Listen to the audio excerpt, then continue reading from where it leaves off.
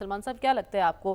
ایک تو یہ ممکن ہے کہ حکومت کے خلاف ایک الائنس بن جائے گا، اور اگر بن جاتا ہے تو اس کا مقصد کیا ہوگا؟ دیکھیں، آج سے چند روز پہلے تک پی ٹی آئی جو بات کر رہی تھی مذاکرات کی، مذاکراتی عمل کی، اگر وہ مزاحمتی سیاست کی طرف لوٹی ہے اور احتجاج کرنا چاہتی ہے تو اس کا مطلب فرنٹ ڈور ہی نہیں، بیک ڈور پہ بھی جو بات ہو رہی تھی وہاں پر سبھی انہیں کوئی پوزیٹیو رزلٹ نہیں ملا۔ اچھا، دوسری بات ہے کہ آپ نے اپنے ابتدائیے میں جو بات کہی ہے نا کہ وہ کبھی بھی دیگر پولیٹیکل پارٹیز کو ساتھ لے کر نہیں چلے، یا ان کا اس میں ایکسپیرینس نہیں ہے، اور انہوں نے ہمیشہ سولو فلائٹ لی ہے۔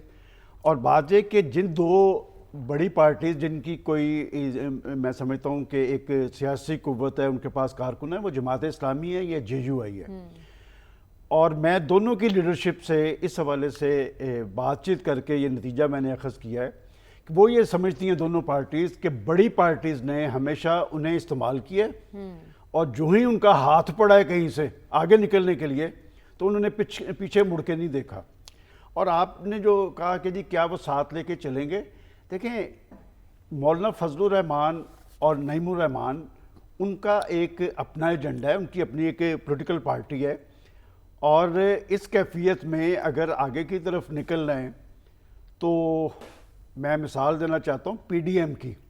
پارٹیز بڑی تھی، پیپلز پارٹی اور پاکستان مسلم لیگ نون، اور سربراہ پی ڈی ایم کا سربراہ بنے تھے مولانا فضل الرحمان، فیصلہ سازی میں بھی ان کا رول تھا، اور گلہ انہیں ان پارٹی سے یہی ہے کہ جب ان کا ہاتھ پڑا تو انہیں مولانا فضل الرحمان یہاں اگر مولانا کو ایسا کوئی عہدہ آفر ہو جاتا ہے گرینڈ الائنس دیکھیں، میں نے آپ کے پروگرام میں بہت پہلے کہا تھا کہ وہ حکومتوں میں بھی اپنا رول بنا لیتے ہیں اور اپوزیشن میں بھی۔ حکومتوں کا رول وہ بھی میں نے آپ کو فارمولہ پیش کیا تھا، اور اپوزیشن کا فارمولہ یہ ہے کہ فضل الرحمان صاحب صرف ایک نقطے پہ اپوزیشن کا حصہ بن سکتے ہیں کہ آپ لیڈرشپ انہیں دے دیں۔ اچھا، دیکھیں نا بات جیسے شامی صاحب نے بھی جو بات کہی ہے کہ وہاں پر پھر بیرسٹر گوہر یا سلمان اکرم راجہ نہیں میٹر کریں گے، وہ الائنس بنانا بھی جانتے ہیں اور چلانا بھی۔ نواب زدہ نصر اللہ خان صاحب کی پارٹی کوئی بڑی پارٹی نہیں تھی، لیکن ایک وزیداری تھی، ایک بات چیت کا اثر تھا کہ لوگ اعتماد کرتے ہیں۔ آج یہ جو کیفیت پی ٹی آئی کی، پہلے تو پی ٹی آئی کو اس عمر کا جائزہ لینا چاہیے کہ وہ یہاں تک کیوں پہنچے۔ اگر پولیٹیکل پارٹیز ان کے ساتھ ہوتی ہیں، اور ویسے بھی پاکستان کی سیاسی تاریخ میں جب آپ اپوزیشن کی سیاست ڈسکس کرتے ہیں یا حکومت کے خلاف کوئی احتجاجی تحریک یا لانگ مارچ، یہ مرحلہ وار ہوتے ہیں۔ پہلے ضلع کی سطح پہ ہوتا ہے، پھر صوبے کی سطح پہ ہوتا ہے، پھر کیا آپ صرف اس بات پہ ایک الائنس بنانا چاہتے ہیں کہ جی ہماری لیڈرشپ کو ریلیف مل جائے؟ کیا آپ اس بات پہ الائنس بنانا چاہتے ہیں جی جوڈیشل کمیشن؟ یہ جن پارٹیز کا ہم ذکر کر رہے ہیں نا، تو کہہ رہے ہیں نیشنل کاز پہ اکٹھا کریں جی گے یہ کوئی نیشنل کاز، کوئی آپ نے آج تک سنا ہے؟ مجھے آپ بتا دیں، آپ کے پاس اتنا سارا میٹیریل پڑا ہے جس میں کوئی پاکستان کے 24 کروڑ عوام کا ذکر ہو کہ مہنگائی ہے جی، بے روزگاری ہے جی، بے چینی ہے، بے یقینی ہے، نوجوان، کوئی ایک ایشو بتا دیں، صرف ان کے ذاتی مفادات ہیں۔ اس لیے مجھے کوئی گرینڈ الائنس بنتا نظر نہیں آ رہا۔ اور آپ نے خود ہی یہ بات کہہ دی یہاں پر کہ اچکزئی صاحب کی ایک اپنی اہمیت رہی ہے، اس اتحاد کا تو نام بھی کسی کو یاد نہیں ہے، تحریک تحفظ آئین پاکستان، اور اچکزئی صاحب کو ذمہ داری آپ نے دے دی، اور یکدم پتہ چلا کہ جی وہ جو مذاکراتی کمیٹی میں تو اچکزئی صاحب کا نام بھی نہیں ہے، اور اچکزئی صاحب پہلے انہیں بھی ٹاسک دیا گیا تھا، جی پہلے ٹاسک دیا، اور آپ کو یاد ہے میں نے کہا تھا کہ اچکزئی صاحب کا ویسے نواز شریف صاحب اور باقی لوگ بڑا احترام کرتے ہیں، اب وہ جس پوزیشن میں ہیں، یاد ہے نا میں نے کہا وہ نہیں ملیں گے، اس لیے کہ جو شخص اندر بیٹھا ہے نا وہ اپنی پارٹی کو لڑوا رہا ہے۔ آپ دیکھ لیں سارا یہ جو کچھ ہو رہا ہے کہ کس شخص پہ اعتماد کر رہا ہے، کسی ایک بندے کا نام لے دیں کہ یہ شخص ہے جس کی یہ گارنٹی دینے کے لیے تیار ہے۔ آپ یہ کہنا چاہ رہے ہیں پی ٹی آئی ایک دفعہ پھر اپنے آپ کو بند گلی میں؟ میرا خیال ہے دیکھیں، میں جو صورتحال وہ جو مزاحمتی سیاست، دراصل وہ جنہیں پریشرائز کرنا چاہتے ہیں نا وہ پریشرائز نہیں ہوں گے۔ وہ جیسے آپ نے اپنے ابتدا میں کہا کہ انہوں نے اپنے سارے ٹیکٹرز استعمال کر لیے ہیں پاکستان کی حکومت اور پاکستان۔ اور ایک بات دیکھیں کہ حکومت کو اتنی پریشانی کیوں نہیں ہے؟ اس لیے کہ حکومت کو پریشانی اس لیے رہی ہے کہ انہوں نے لڑائی ایسی جگہ مول لے لی ہے کہ پہلے تو وہ بھگتے ہیں۔ دیکھیں پیپلز پارٹی اور مسلم لیگ نون، لڑائی ان سے نہیں ہے، لڑائی اسٹیبلشمنٹ سے ہے، اور بات ہے کہ آپ تو اسٹیبلشمنٹ کی پیداوار تھے، ان کے ذریعے آپ مسلط اقتدار پہ پہنچے، آپ نے معافی نہیں دی کسی کو۔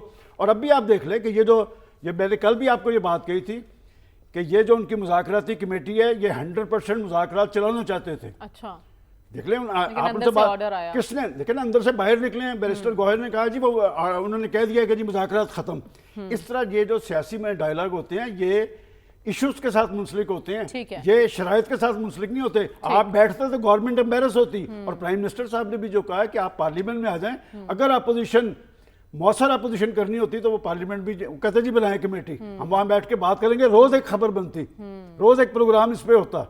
लेकिन पता नहीं उनका फिर कौन सा माइंडसेट है जो उनका इम्तिहान ही लिया जा रहा है। देखिए बैसियत पार्टी एक बड़ी पार्टी है, उनके कारकुनों के साथ उनके लोग जो हैं इस वक्त वो खुद भी कंफ्यूज दिखाई दे रहे हैं, उन्हें समझ शायद नहीं आ रहा कि हमने किस तरफ जाना है। सलमान साहब, आपकी नज़र में जुनैद अकबर साहब सुरखरू हो सकेंगे 8 फरवरी को?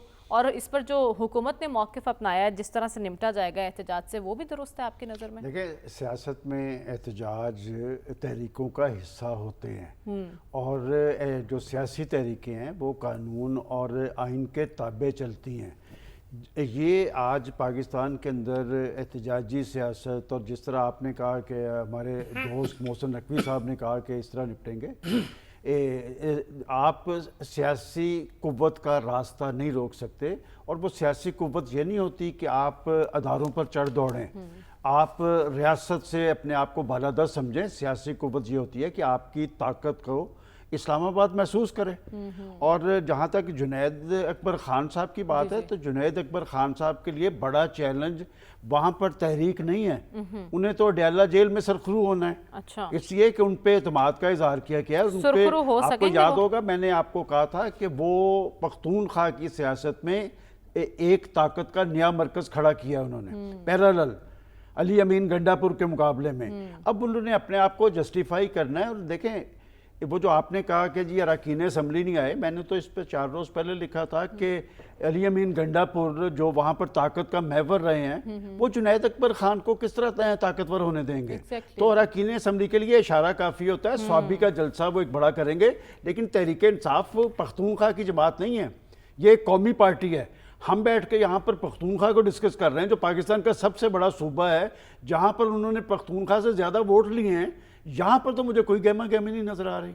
यहाँ पर उन्होंने मीनार पाकिस्तान पर जलसे की दरख्वास्त दी थी और एहतजाजी तहरीकों में जब एडमिनिस्ट्रेशन ने इजाज़त नहीं देती और अगर माहौल तारी कर लिया जाए तो रोका नहीं जा सकता। तो मेरा नहीं ख्याल कि कोई वो एहतजाजी सियासत में भी, अलबत्ता जुनैद अकबर खान वो एक अपनी न्यूसेंस वैल्यू क्रिएट करने की कोशिश कर रहे हैं।